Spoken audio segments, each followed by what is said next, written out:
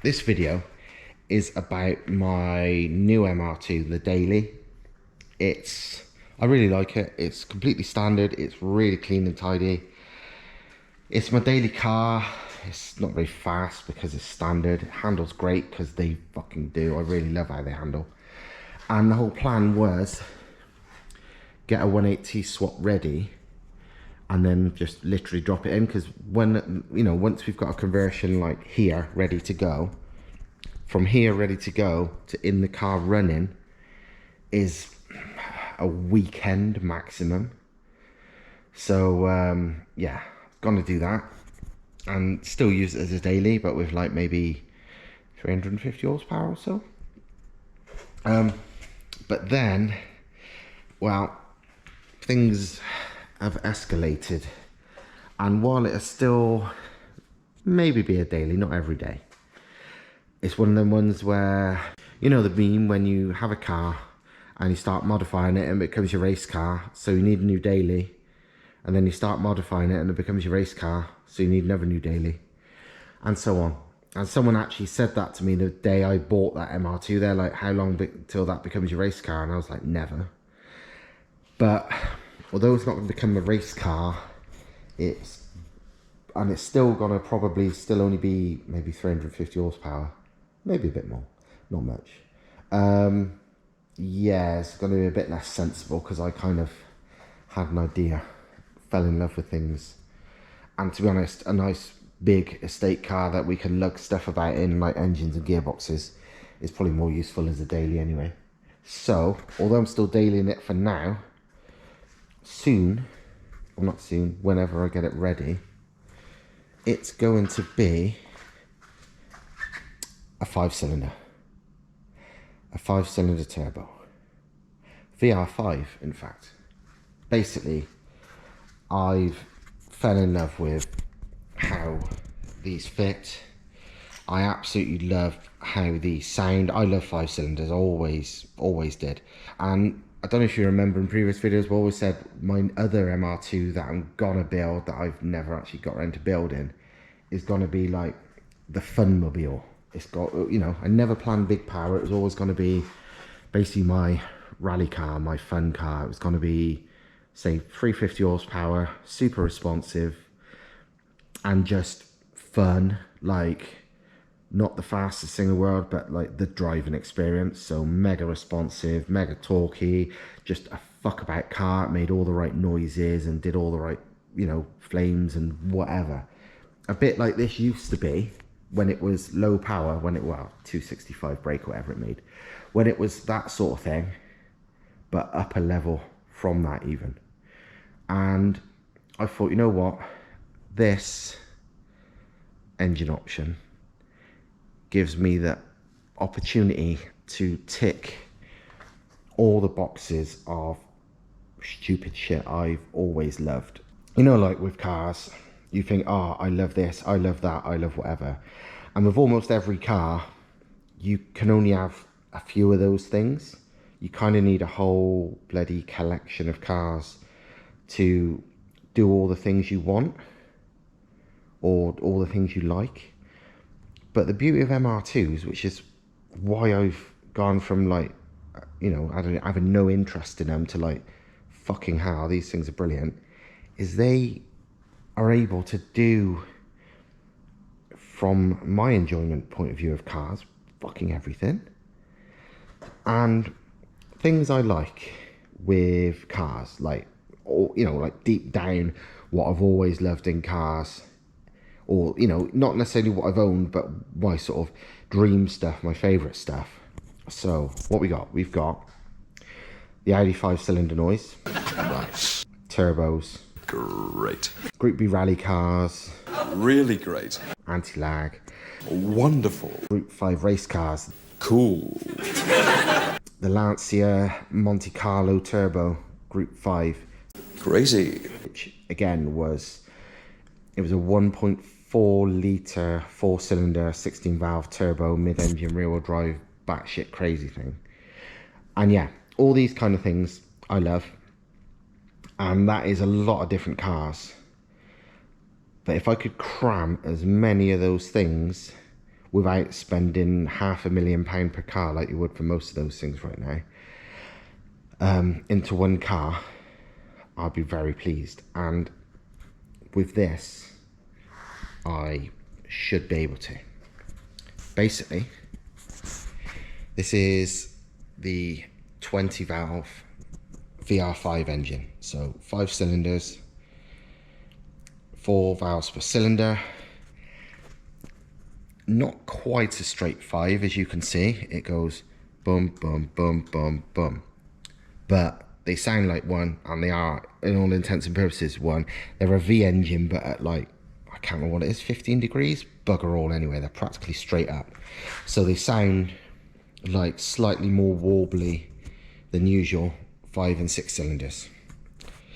And yeah, 2.3 litre. So from performance terms, it doesn't really make much sense to have a VR5 when you could fit a VR6, because it's the same engine just with one more cylinder but a lot more capacity. So it's like, these in some respects, well, if you was going for pure performance, are a bit pointless, but I'm not. And these are bloody strong. People have got like 900 odd horsepower out of these, no bother. But because they're super strong, same as VR6s are. But I'm doing this from a pure enjoyment factor. So I'm doing it because of the noise, because these things sound fucking incredible. Again, if I can find a sound clip, even these like standard ones with like a decent exhaust sound mental, even though they're slow as fuck. It literally sounds like the world's slowest Lamborghini. Wow, would you listen to that? That is something special. I don't care that this car is slow, because listen to that!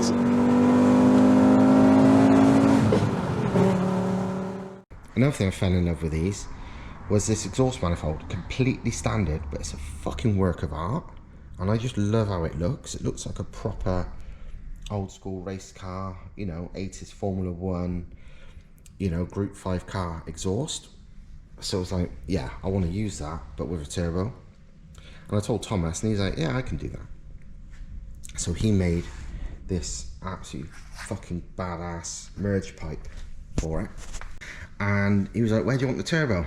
So I showed him a picture of the engine compartment of a Lancia Monte Carlo turbo Group 5 car, the race car. And it's like this, basically. The turbo is quite far back from the engine. It sits basically where this does.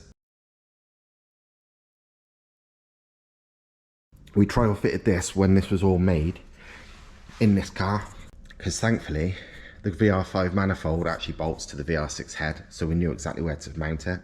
And on the Monte Carlo, the turbo sits about there, so that's where the turbo is mounted, hence that.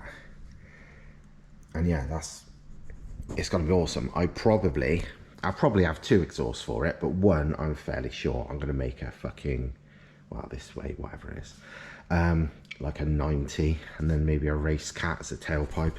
It's gonna be loud. When the Group B Audi is on like the Thousand Lakes Rally or something in 1985, that noise.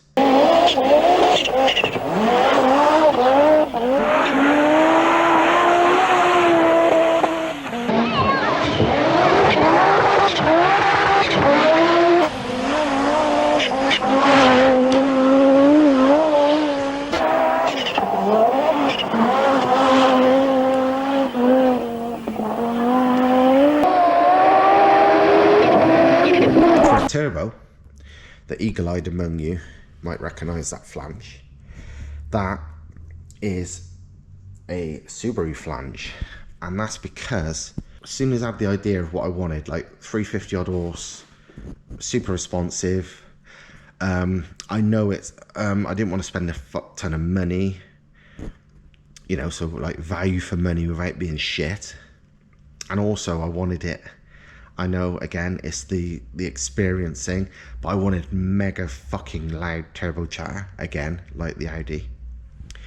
And one of the things for that is it couldn't have an anti-surge compressor inlet because that stops chatter to some extent. Not completely, as my car proves, but it still does.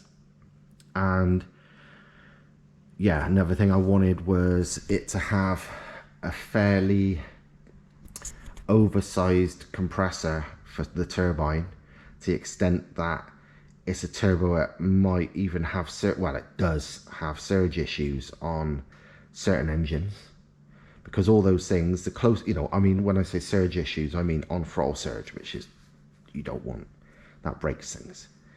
But yeah, a big compressor for the turbine, mismatch really, is good if you like choo-choo noises. So yeah, I had a turbo in mind straight away, which was not a standard Subaru turbo, but a very common aftermarket one that's been around forever, which is a TD05 20G. So basically it's the TD05 turbo that was on like older WRXs and stuff, a relatively big turbo as standard turbos go, because the standard ones were all TD04s and they got the STI user, the IHI turbos. But anyway, TD05, but with a 20G compressor wheel and compressor housing, which is like a 50 odd mil inducer wheel, way too big for a TD05, but it makes the turbo capable of, wow, people have made like 420 odd horsepower on Subaru engines with them quite easily. And yeah, they're funny. On a 2-litre Subaru engine, they make the power, but they don't spool that great because they're quite big, and also because it's such a big compressor, they can suffer with surge. On a 2.5-litre compressor, they spool up practically instantly, but they're not so good at top end. They flatline a bit at the top end. They still, you know, they still make the power. It's just they don't rev out to like 7.5 like they would while still making loads of power on a 2-litre. They sort of 6.5, and then they don't die on their ass, but they flatten out a bit. So I thought that, because of cheap, bad, technically bad in most people's terms, good in my terms for chatter, spec of big compressor, tiny turbine, no anti-surge, and this is a 2.3, which is a middle ground between the 2-litre and the 2.5, which I normally fitted to. So I've got a fair idea how well it'll work, as in it will spool really fast for what I want, but should, you know, not be too small for a 2.3. It's kind of ideal. So that's what I'm running, hence the Subaru flange. Internal wastegate, so no need for external gate, so it makes things simpler. What I did have to do straight away though is I ported the wastegate, because it wasn't that small, but again, when you've got a big compressor and a small turbine as well as surge, one thing you're likely to come across are things like boost creep. So I ported it right out to, well, enough that I knew that wouldn't leak, but you know. And most of all, I enlarged the inlet, because compared to the flange, this was like, I think I would say a whole centimetre in diameter too small overall. It was at least 5 mil all round, maybe more. Didn't measure it, I just marked it with a pen and then got the die grinder. So I basically have brought it out to flange size and then smoothed it in. So basically, like I always say, so nothing hits a brick wall coming out, because that is not good for flow, and bad flow equals bad spool, equals bad power, equals everything. They're always amazed how my shit, with a relatively low spec, maybe lower spec than other people's, performs way better. And it's because they just bolt this big spec stuff on. I make sure it's optimized, so it's like I could have bolted it on, but this was miles out, so it's like I port it and it'll be way better for what it is. So, you know, nothing fancy. It's not about spending money, it's about doing things wisely. And that only took me like 15 minutes. It's like not a big deal. So I better show you the other half of the turbo. Right, so here's the turbo. Does look pretty badass if I do say so myself. Obviously, I've stuck a trumpet on the front, but yeah. But as you can see, it's a pretty big compressor for epoxy little TD05. Too big to some extent, but for what I want, which is, you know, 350 odd, but with fast spool, it's perfect. I mean, yeah, that's a big compressor wheel. I think it's 50 mil. I can't remember. It's a good size considering the turbine side is bolted to. I mean, the turbine wheel on the other side is pretty big, but it's a 7cm housing. It's pretty small.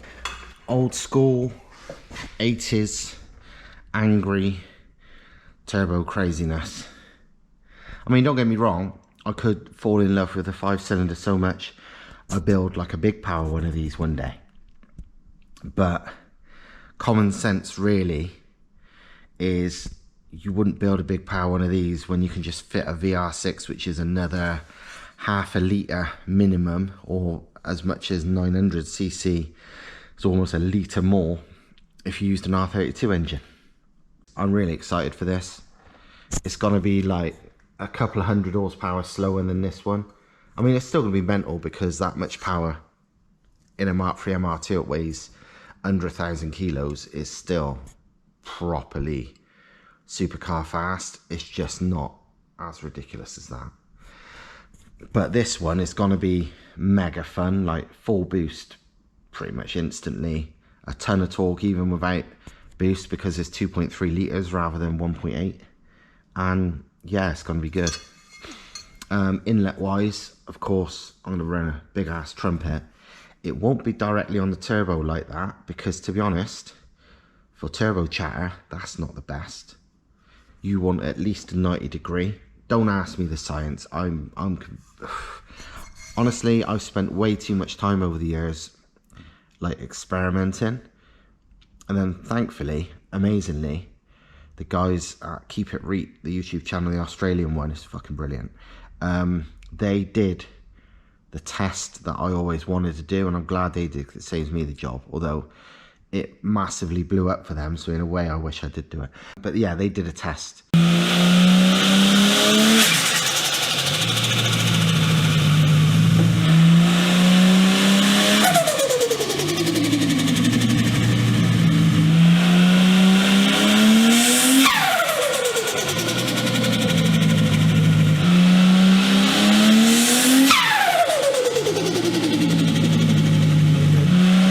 Proved everything I already knew but didn't understand why, and they never explain why because they don't know why either. But basically, no intake at all, like just like that, doesn't chatter good. But exactly the same turbo, exactly the same spec with a pipe, you know, even if it's only, you know, 6 inches, 100 times louder. Fuck knows why. If you have a 90 degree bend, seemingly, in my experience especially, even better. Some cars I found don't chatter great if it's just a straight, but if you've got a 90, it chatters amazing. I don't know why. It's clearly something to do with sound waves, well, the air pressure waves, sort of, what do you call it, reflecting on themselves, bouncing around, turbulence, whereas when it's like this, it's open, so the air goes doof, and it's gone. It doesn't, whereas I think if you've got a bend or anything like that, when it's surging and the air's trying to escape, it can't escape so easy. So I think that's part of it. They proved that a really long pipe muffles the noise, which makes sense. I've never tried it, but it made sense to me that a particularly long one will. I've mentioned it on a previous video, but I'll say it on this. Once upon a time, on my YB Cosworth, like Ford Cosworth engined MX-5 I used to have, on that, the compressor inlet, like a lot of compressor inlets, had like quite a big lip, yeah? So obviously when you put a hose on it, there was a lip there.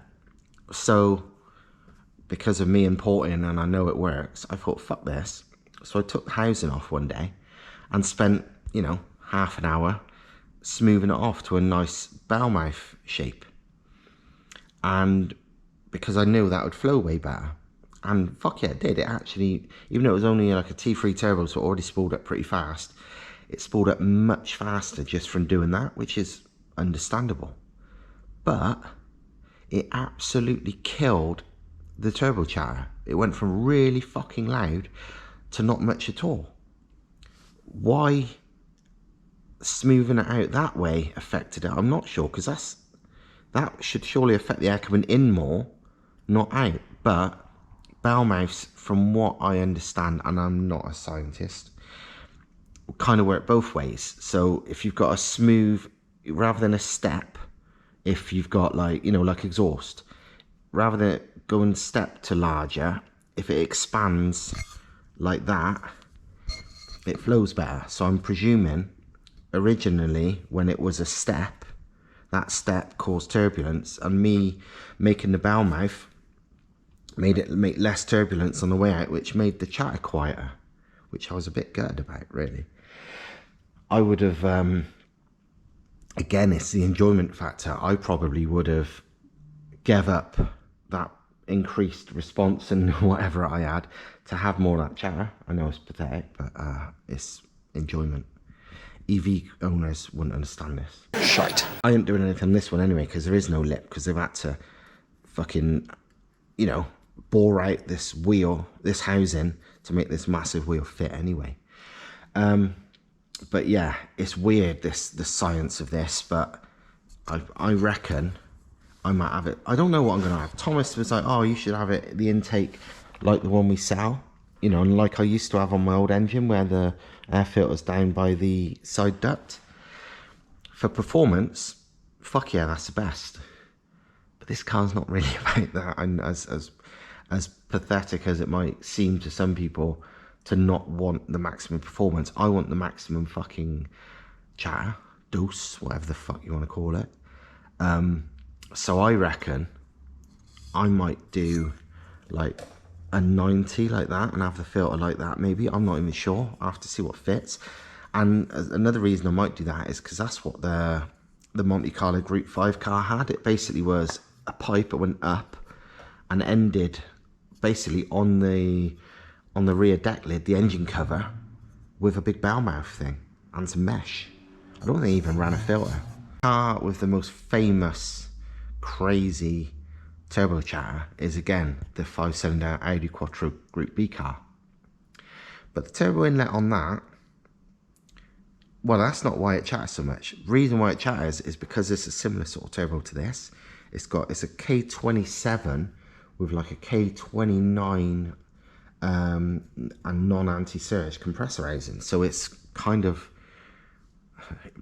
a bad spec in some respects. It's a big compressor and a fairly small turbine. That and loads of boost, and, you know, like I said, no anti-surge, makes it one hell of a chattery bastard. You look at the turbo inlet though, you think, oh, there might be some magic in how they've the turbo inlet's designed that would make it chattery too, but it's not. It is, I've looked on them and it's basically it's pretty much straight. It's like a Kevlar straight thing that expands into like a big flat air filter that goes to the front of the car, unless I'm missing something. So that thing just chatters like a motherfucker because, well, it's not because of a bend or anything, it's purely because of the turbo spec. And like I said anyway, open like this is crap for chatter, but if you've got a pipe, especially if it's metal or solid, that helps. And like the Audi has got just a Kevlar carbon, well, it won't be carbon then, it'd be like carbon Kevlar, just straight up Kevlar sort of intake pipe thing that goes to a filter, and that's basically like its own dose pipe. So yeah, this is the basics. Engine wise, although people have pushed like 500 odd horsepower on a completely standard engine, the compression's quite high. It's about, I think it's 10.7 to 1 on these, and while that's fine if you're on like E85 or something, this is going to be pump fuel. So what I'm going to do is, well, most people on these things just run like a decompression thick head gasket, because the internals are bloody strong. It's just too high compression. But I'm not going to do that because I want to kill two birds with one stone, and I'm going to do like I did to the head on that, and like I did to the head on my Volvo, and like I do to everything. I'm going to modify the combustion chambers on this, or at least that's my plan. I've never even took the head off one of these. My plan in my head is I'm going to take the head off and modify the combustion chambers, removing the squish pads and so on, and that alone will lower the compression a bit. To what, I don't know yet. I'm going to have to calculate it. Often on engines it drops it down by about a point-ish. You know, it did on the, I remember on the Volvo it dropped it a full point. On this I didn't even check, because this was 9.5 to 1 standard, and it's like, well, if it drops it down a point or half a point or whatever, it's acceptable. On this, I don't know what it's going to drop it down to. I would like to be able to run at least safely about 1 bar. 1 bar should get me 350, 380, hopefully. So I don't have to drop the compression a lot, but I mean, that's the thing. If I had it my way, I would rather run like 1.5 bar, 2 bar. Do you know what I mean? I'd rather run a lot, because torque boosts torque really. But I see what the compression is down to if I remove the squish pads and so on. I can also still from that run a slightly thicker head gasket if need be. But the thing is, I want to remove the squish pads anyway, because regardless of compression, that makes it a lot less susceptible, in my opinion, to detonation at any given compression ratio anyway. So yeah, we'll see. But apart from that, stock internals, the pistons are strong, the rods are strong, the crank is strong, everything's strong. The head flows pretty well as standard. I mean, I've seen these NA with literally just an exhaust, an intake and a remap. I think even the standard intake manifold, or maybe not, maybe an aftermarket, I can't remember, but stock internals make like 200 horsepower, which for a 2.3 litre is fucking good. So they do flow. I mean, everybody I think knows the 4-valve heads on VRs do flow really well. But yeah, so it don't need internals at all, but it could do with slightly lower comp, considering it's, I think, like I said, it's about 10.7 to 1, and without being on E85, I'd rather lower. So, but apart from that, I'm going to run it on a manual box, because again, this one isn't about the all-out power. This is the fun factor, and manual is just more fun. I'm almost certainly just going to run a welded diff like I did with that one before. I'll probably run pretty skinny tyres, 205s maybe, I don't know. It literally, I want to take it to drift days too, just to prove a point. And to be honest, I haven't gone drifting for a few years, so I do miss it. But literally, I want it as a fun mobile. So it's not going to be too grippy. It's not going to be anything like that. It's just going to be an angry, flame-throwing, turbo chattering, 5-cylinder noise, fucking crazy thing that looks badass. I'll probably get some nice wheels and fit them and just generally make it look pretty cool. I might leave, I don't know if I'm going to have a cage. I mean, I got one there. I might do, just so I can do drift days at Pembury, because the Pembury days convertibles need a cage. So maybe. Obviously it needs an inlet manifold, because the standard ones are shit.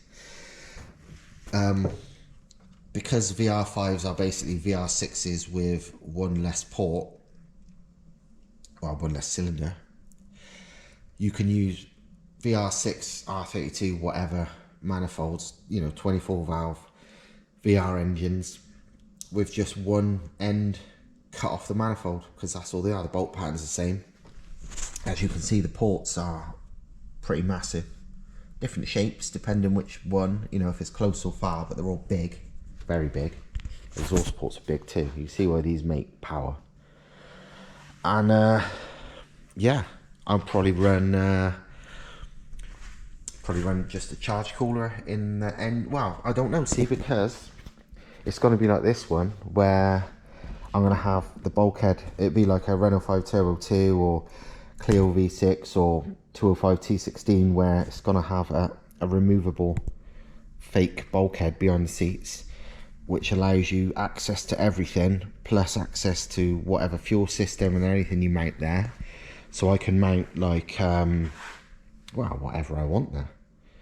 So I could put a big charge cooler, you know, bigger than that. I like to maximize my cooling. I don't want to go as far as having a front mount like I've done to this one for this, because it's not going to be big power, but I want it like good. I want it to take some fucking abuse. So yeah, I expect this has got low miles on it, but probably I fit a new water pump, new timing chain, you know, the usual shit. I'll take the sump off this and inspect it and make sure it's all good, but I'm pretty certain it's pretty mint. It's an otherwise standard low mile engine. ECU wise, I don't know what I'm doing. I think hopefully I'll run it on Ignitron. Ignitron's made for 180s, but it can run 6s no problem, so I'm sure it'll run 5s. And basically the looms are very similar for these and 180s and whatever. So it probably the most cost effective option is that. So that's what I'll probably do. I mean, you know, modified standard management would be fine for this power level, but I want it to be, you know, it's going to be a rally car sort of thing, so it has to have anti-lag, proper anti-lag, not fucking launch control, not pops and bangs, I mean proper rally anti-lag. I would like all that kind of shit. I'd like fucking rotational idle if you got it, and unfortunately I don't think Ignitron's got rotational idle, but I don't know what ECU 100% yet. You know, I'd like all that rally stupid shit, so yeah, just because childish idiot. And this is made for fun. So yeah, I'm actually quite excited about this project. I mean, it's gonna be pretty cheap, but also not that cheap because I still got ECUs and money. But yeah, obviously this is still number one. This is just my second car, but I probably enjoy this more, even though it's gonna be nowhere near as fast. But yeah, I think that's all I've got to say about this for now. I'm actually very excited because it's just, this shit is just 80s race car shit, and I just love all that kind of crap, you know. It's that's just me. So yeah, hope you like this. I expect some people, just for the 5-cylinder noise, will be quite excited about this. I fucking am, just because, not just the 5-cylinder noise, which I am looking forward to, but the whole 80s race car vibe this has got.